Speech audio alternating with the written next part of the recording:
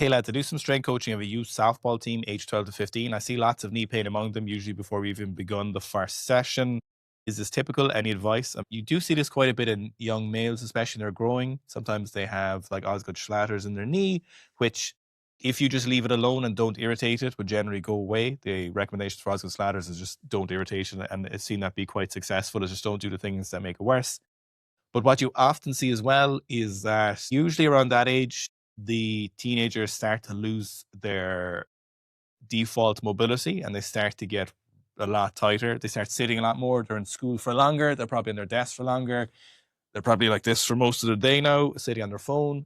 They're probably sitting a lot, traveling to and from school. They're sitting with their friends. And so what you often see is things like hip flexors get really tight, don't have ankle mobility. So usually in those cases, soft tissue work and mobility is your best bet. So what I would be starting with here in these sessions, not only for a great ground for future progress for these athletes in their 20s, is to build a capacity now, and the better mobility you have when you're younger, the more likely you'll be able to keep it for longer.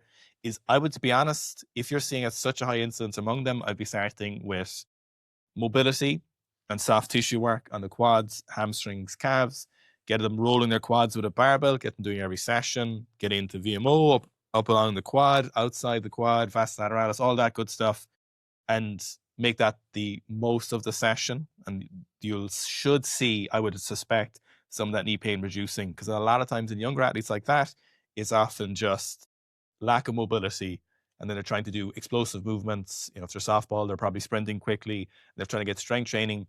They're not able to maintain good positions. It's shocking how many teenage athletes like that can squat below parallel without some absolutely disgusting positions.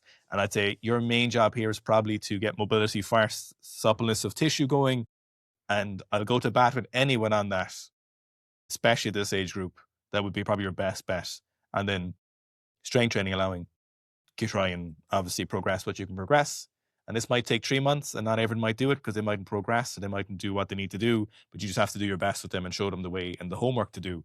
And I would suspect you would see progress there.